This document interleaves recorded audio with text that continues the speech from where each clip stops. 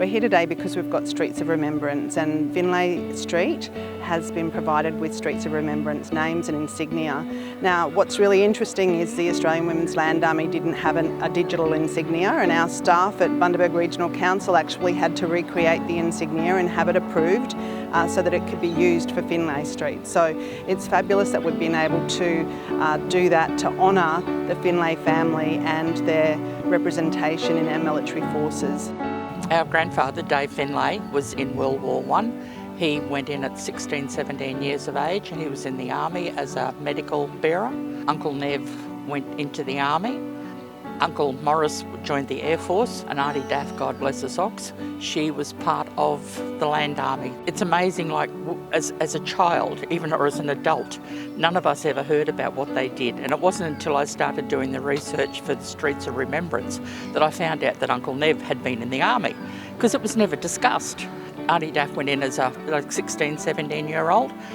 What I heard from her was not about the work, not about where she went. What I heard was the camaraderie that happened, the friendships that were formed, the fun they had, the laughter. Interestingly, the Australian Women's Land Army, it formed around about the same time as the Australian Women's Army Service. They should have been recognised because these girls they had a matron in charge of them. They were up at early hours. They had to be in bed, lights off at 8 p.m.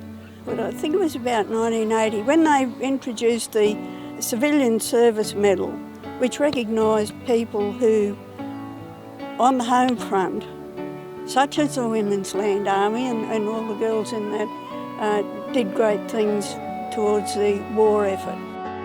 Auntie Daff passed away in 2005.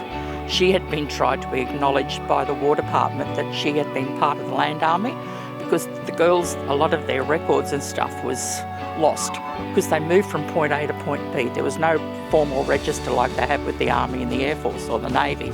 So they took their books with them. Somewhere in moves over the years, with Auntie Daff moving from one side of the country to the other, or Queensland to the other, the book got lost. Debbie had a ration card. So with that ration card, it was sent off, and then the War Department accepted that as proof, which means now that what Auntie Daff fought for to get her medals and get acknowledged with in Canberra will now happen. What it means for the family, most of us sat and cried when I rang Deb and said Auntie Daff's had been accepted and they'd found the emblem and all the other stuff, and that she'd actually been recognised by the department. Debbie, just on the phone, she was just beside herself, and she couldn't talk, and we just sat there and we're both blubbering like a pair of sooks. But the family as a whole feel very humbled. We know what our forebearers did for our country to actually help us. Very, very honoured to be part of the Finlay family, whether you wear the name or not. Just humble beyond recognition. It's just lovely.